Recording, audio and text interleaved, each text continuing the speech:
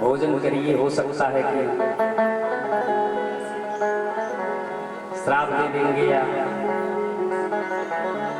आते हैं भोजन करने के लिए शिष्यों के सहित, इधर विलंब हो रहा है और जाते हैं गंगा स्नान करने। ये स्नान करके हम आ रहे हैं भोजन करने के लिए। इधर क्या होता है कि एकादशी का व्रत था और एकादशी के व्रत के दिन पारणा का समय आ गया। सभी संतों ने, ब्राह्मणों ने कहा कि पारणा करना चाहिए, व्रत है। तो सबने कहा भगवान का तुलसी दल खा करके पारणा कर लीजिए। दुर्वासा आते हैं, कहते हैं कि अरे बिना हमको भोजन कराए हुए आपने पारणा कर लिया, जल पी लिया या तुलसी दल खा लिए, अपन भोजन नहीं करेंगे।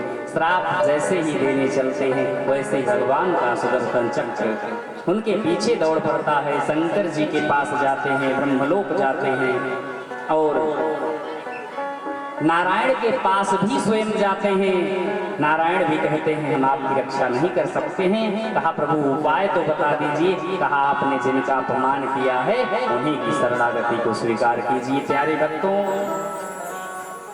कथा हमको सिखाती है कि एक बार अगर भक्त का, भगवान का अपमान कर दोगे तो प्रभु क्षमा कर देंगे, लेकिन आप किसी भक्त का, किसी संत का, वेद का, शास्त्र का अपमान करोगे तो वह क्षम्य नहीं है। परमात्मा भी आपको नहीं बचा पाएंगे। प्यारे भक्तों, कथा आगे बढ़ती है। ब्रह्मा अपने लोग चले जाते हैं, भगवान ग्वाल वालों के साथ में आ जाते हैं। और एक बात यह कथा सिखाती है, जिससे आपको प्रेम होगा, सच्चा प्रेम होगा, वह आपका जूठन जरूर खा लेगा। यह प्रेम की परिभाषा है। भगवान को शिवरी से प्रेम था तो शिवरी का जूठा बैर खा लिया भगवान ने। लेकिन जब लक्ष्मण जी को प्रेम नहीं था, उनको क्या था, छोटे बड़े का भेद था।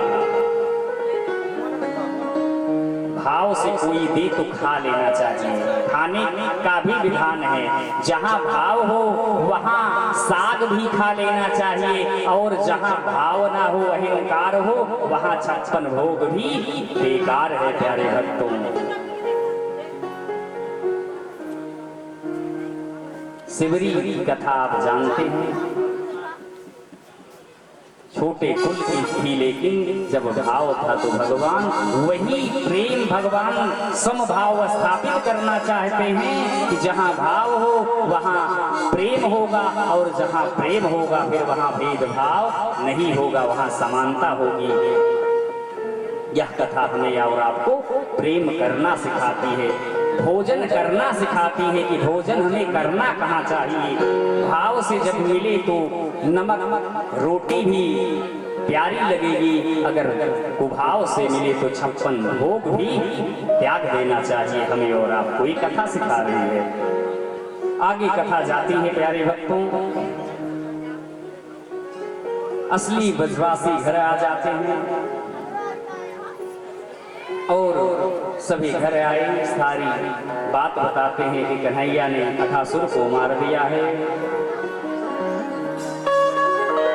कहते हैं कि अब कन्हैया गाय भी चराने लगे।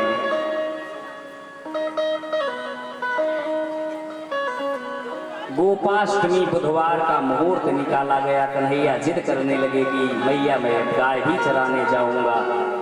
अभी तक तो बछड़ा चराते थे, अब गाय भी चराने लगे। बोले गोपाल भगवान की जय हो।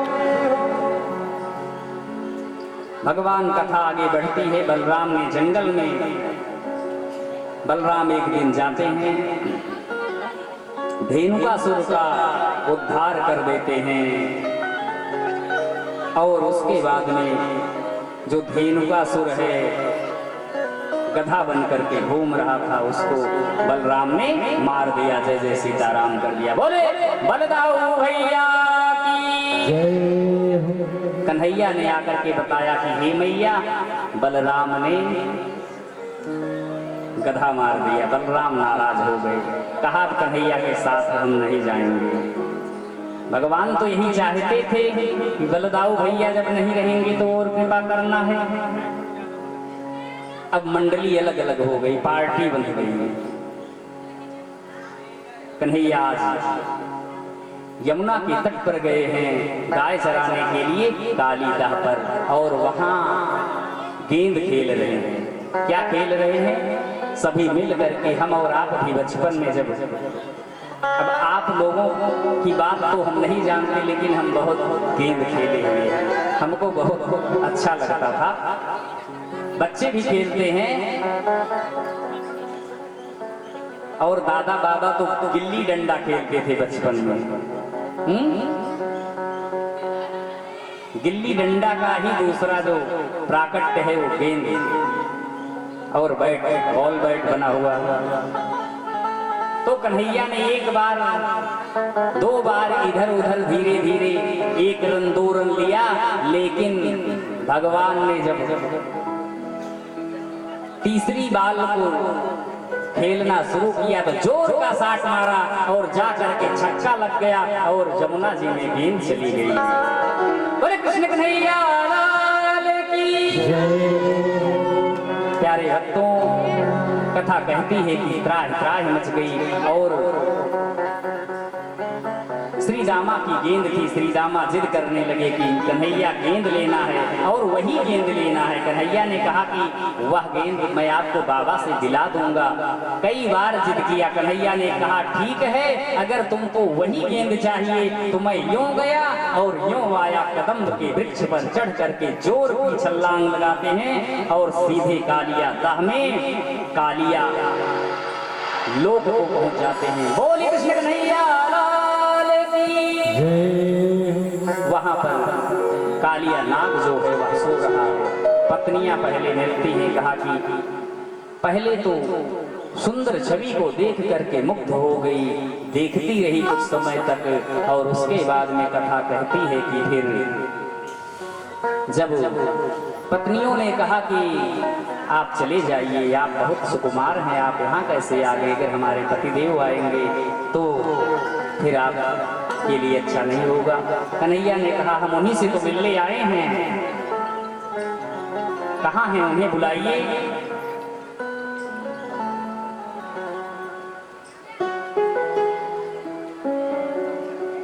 आवाज कन्हैया की कालिया ने सुना, जोर की फुफकार लगाया। पहले तो कथा कहती है कि वह भी आया जोर से फुफकारता हुआ, लेकिन प्रभु का दिव्य स्वरूप देख करके वह भी मोहित हो गया। कहा अभी बच्चे हो, चले जाओ, इतने कोमल हो। भगवान की ऐसी दिव्य छटा है, कौन नहीं मोहित हो सकता है? त्रिलोकी मोहित हो जाती है। फिर भगवान ने कहा नहीं, आपको यहाँ से जाना पड़ेगा। भगवान ने कहा कि आपको यहाँ से जाना पड़ेगा, आप बहुत अत्याचार अब यहाँ हो रहा है। कोई गैया हमारी आती है, पानी पीती है, वो भगवान को प्यारी हो जाती है। कोई पक्षी इधर से जाता है, वह आपके विष से मूर्छित होकर के जल में गिर जाता है, आपको यह छोड़ना पड़ेगा। भगवान ने कहा कि छोड़ना पड़ेगा। नाग ने कहा कि बिल्कुल नहीं छोड़ेंगे।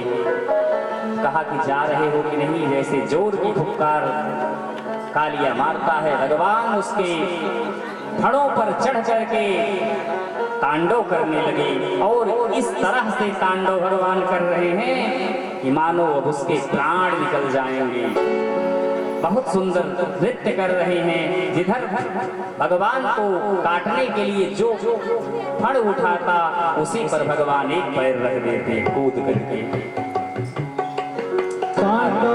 मुंडन पे नाचत गिरधारी